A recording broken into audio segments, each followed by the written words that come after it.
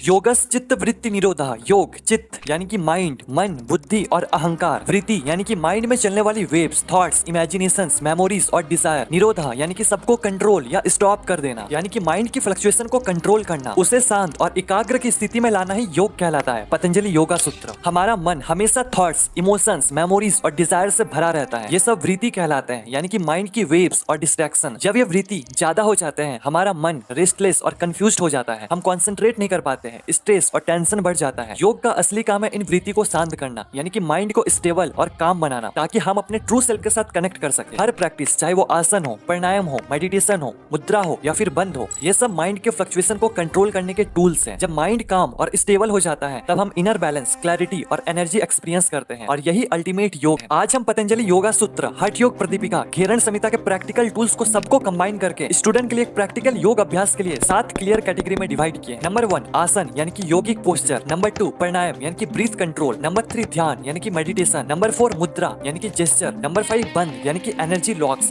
Number 6 क्रिया यानी कि cleansing technique. Number 7 life style and discipline यानी कि यम और नियम। इनमें से जो स्टूडेंट के लिए सबसे बेस्ट प्रैक्टिसेस है, उसे मैंने सिलेक्ट किया है, और आज की इस वीडियो में हम बस उसी के बारे में बात करेंगे। साथ ही कब करना है ये भी बताएंगे, और कितने देर तक करना है ये भी बताएंगे। तो चलो शुरुआत करते हैं। तो सबसे पहले बात करते हैं सूक्ष्म व्यायाम यानी कि वार्म अप के बारे में। तो देखो, इसे करने में आपको कुल समय 10 से 15 मिनट लगेंगे। सबसे पहला प्रार्थना। तो देखो, सबसे पहले आराम से बैठ जाओ और योग शुरू करने से पहले इस मंत्र का उच्चारण करो। उसके बाद 3 गहरी और लंबी सांस लो। इसके बाद दूसरा संधि शोधन। संधि का मतलब होता है ज्वाइंट, और शोधन का मतलब होता है शुद्धिकरण यानी कि क्लींजिंग। तो देखो, इसमें हम ऊपर से लेकर नीचे तक सारे ज्वाइंट को एक्टिव करेंगे। हर एक्सरसाइज को आपको 10 से 12 बार करना है। इसमें ज्यादातर सर्कुलर मूवमेंट ही होते हैं। तो पहले आपको क्लॉकवाइज यानी कि घड़ी के दिशा में मूव करना है। उसके बाद एंटी क्लॉकवाइज यानी कि घड़ी के विपरीत दिशा में मूव करना है। और जो जो ज्वाइंट आगे पीछे दाएं बाएं मूव हो, वो सारे भी आप मूव कर सकते हैं। जैसे कि ग्रीवा चालन यानी कि नेक रोटेशन, स्कंद चालन यानी कि शोल्डर रोटेशन, मणिबंध चालन यानी कि रिस्ट रोटेशन, कटी चालन यानी कि हिप रोटेशन, जनु चालन यानी कि नी रोटेशन, और गुल्फ चालन यानी कि एंकल रोटेशन। वार्म अप के बारे में मैं ज्यादा नहीं बताता हूँ, क्योंकि ये सबको पता होता है, और आपको नहीं पता है तो आप वीडियो को स्टॉप करके देख सकते हो। साथ ही इसके आगे मैंने जो कुछ भी बताया हूँ, सब कुछ मैंने एक पीडीएफ में ऐड कर दिया हूँ। नीचे डिस्क्रिप्शन में लिंक है, वहां से आप डाउनलोड कर सकते हो। इसके बाद सूर्य नमस्कार। सूर्य नमस्कार सिर्फ एक फिजिकल एक्सरसाइज नहीं है, बल्कि ये पूर्ण यौगिक अभ्यास है, जिसमें बॉडी, ब्रीथ और माइंड तीनों एक साथ बैलेंस होता है। ये 12 स्टेप का एक सीक्वेंस है, जो सूर्य को प्रणाम करने की परंपरा से निकला है। अब देखो, अगर मैं इसे एक्सप्लेन करने जाऊं तो और 12 मिनट लगेंगे। इसलिए अभी के लिए अगर आपको पता नहीं है तो आप YouTube पे देख सकते हो, नहीं तो नीचे कमेंट्स करना, मैं इसके ऊपर भी वीडियो बना दूंगा। फिलहाल आप यहाँ से देख सकते हो ये 12 स्टेप। अब बात करते हैं आसन के बारे में। योग शास्त्र में इसका मतलब है एक ऐसा स्थिति जिसमें शरीर स्थिर और सुख हो। पतंजलि योग सूत्र में महर्षि पतंजलि कहते हैं स्थिर सुखमासनम, यानी कि जो पोस्चर स्थिर यानी कि स्टेबल और सुख यानी कि कंफर्टेबल हो, वही आसन है। नंबर 1 ताड़ासन। सबसे पहले सीधे खड़े हो जाओ और अपने पैरों के बीच 2 इंच की दूरी बनाओ। अपने हाथों को ऊपर उठाओ, बिल्कुल कंधे के बराबर, उंगलियों के इंटरलॉक करो और उसे पलट दो। फिर सांस लेते हुए ऊपर स्ट्रेच करो। अब पैरों की उंगलियों के ऊपर उठ जाओ, अपने पंजों के बल खड़े रहो, बॉडी को पाम ट्री की तरह स्ट्रेच करो। इसी स्थिति में 3 से 10 श्वास तक बने रहो। नॉर्मल ब्रीथ करो, फिर धीरे से नीचे आ जाओ। दूसरा भुजंग आसन। सबसे पहले पेट का बल लेट जाओ, पैरों को मिलाकर सीधा रख लो, हाथों को कंधों के पास रखो, जैसे कोहनी अंदर की तरफ रहे।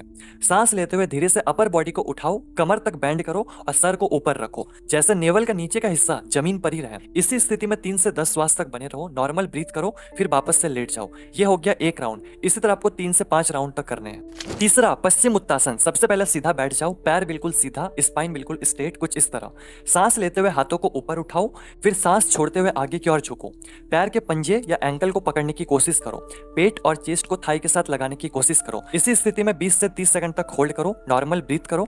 ये हुआ 1 राउंड। इस तरह आपको 3 से 5 राउंड तक करने हैं। चौथा सर्वांगसन। सबसे पहले पीठ का बल लेट जाओ, सांस लेते हुए पैर को ऊपर उठाओ और कमर को हाथों से सपोर्ट करते हुए बॉडी को ऊपर लिफ्ट करो।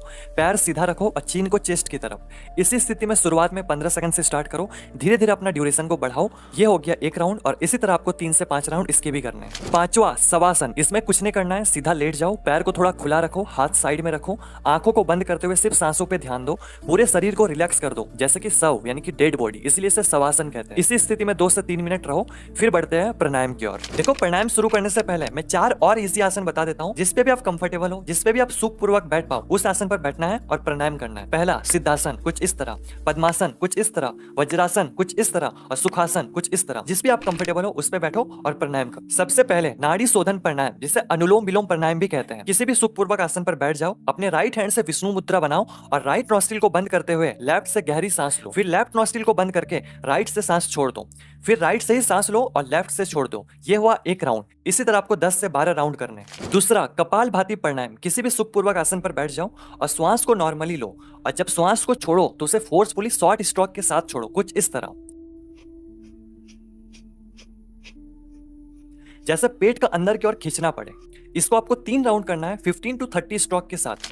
तीसरा भ्रामरी प्राणायाम। देखो सिद्धासन या सुखासन पर बैठो, अपने आंखों को बंद करो और अपने हाथों से कान को हल्के से क्लोज करो। उसके बाद एक गहरी श्वास लो और श्वास को छोड़ते समय हनी बी की तरह ह्यूमिंग साउंड निकालो, लाइक माइंड ऑटोमेटिकली काम हो जाएगा। ये हुआ भ्रामरी प्राणायाम। इसको आपको 5 से 6 राउंड करना है। इसके बाद मुद्रा। तो देखो इसको आपको अलग से टाइम नहीं देना है, जब जब आपका हाथ फ्री हो तब तब आप मुद्रा लगा सकते हो। जैसे जब आप शवासन पर हो तब आप मुद्रा लगाओ, जब आप ध्यान कर रहे हो उस टाइम आप मुद्रा कर सकते हो। तो देखो मैं 3 तरह का मुद्रा के बारे में बात कर लेता हूँ। पहला ज्ञान मुद्रा, कुछ इस तरह, प्राण मुद्रा कुछ इस तरह और ध्यान मुद्रा कुछ इस तरह। ज्ञान मुद्रा और प्राण मुद्रा जब आप शवासन पर हो तब ये लगा सकते हो और ध्यान मुद्रा जब आप ध्यान पर बैठो तब ये कर सकते हो। इसके बाद बंद। तो देखो बंद को मैं पार्ट 2 में कवर करूंगा, अभी के लिए आप बस इतना ही करो। और इसके बाद अंत में ध्यान यानी कि मेडिटेशन। सबसे पहले किसी भी सुखपूर्वक आसन पर बैठ जाओ, बैक को बिल्कुल स्ट्रेट रखो, शोल्डर बिल्कुल रिलैक्स और अपने आंखों को धीरे से बंद करो। इसके बाद आप ध्यान को 3 तरह से कर सकते हैं। पहला, अपने श्वासों पे ध्यान दो, अपने श्वास को फील करो, इनहेल एक्सेल को फील करो। दूसरा, अगर आप इस श्वास पे आपका ध्यान बार बार भटक रहा है तो आप अपने श्वास को काउंट करो, इसे काउंटिंग मेडिटेशन कहते हैं। तीसरा, मंत्र जाप, मंत्र का जाप करो या फिर सिंपल ओम या सोहम मंत्र का जाप करो, बस इतना ही। 10 से 15 मिनट करो, बस इनफ है। और इसके बाद इस मंत्र के साथ अपने योग को पूर्ण करना है। और अंत में मैं और एक चीज ऐड कर देता हूँ, त्राटक। जब आप रात में सोने जाओ उससे पहले आपको त्राटक ध्यान करना है। अपने आई साइड के लेवल पर एक कैंडल रखना है और उसके फ्लेम पर फोकस बनाए रखना है जब तक आपके आंखों से आंसू ना आ जाए। इसके बारे में मैंने इस वीडियो पे डिटेल पे बात की है, आप इसे देख सकते हो। या फिर अष्टांग योग के बारे में जानना है तो आप इसे देख सकते हो। आज के लिए बस इतना ही। ये बेसिक्स ऑफ योगा था, हर कोई यहाँ से शुरू कर सकता है। मैं स्पेशली विद्यार्थियों के लिए वीडियो बनाया था। विद्यार्थी अपने जीवन से कुछ टाइम निकालकर इस योग को जरूर करें। अगर आप योग कभी भी नहीं की हो फिर भी आप यहाँ से स्टार्ट कर सकते हो। ये बिल्कुल बिगिनर फ्रेंडली है और हर कोई यहाँ से कर सकता है। सिर्फ 21 दिन ट्राई करो। 21 दिन के बाद मैं एक इंटरमीडिएट लेवल का और एक वीडियो लाऊंगा, फिर 21 दिन बाद मैं एक एडवांस लेवल का वीडियो लाऊंगा। तो नीचे कमेंट्स पार्ट 2 करते रहना ताकि मुझे याद रहे। धन्यवाद।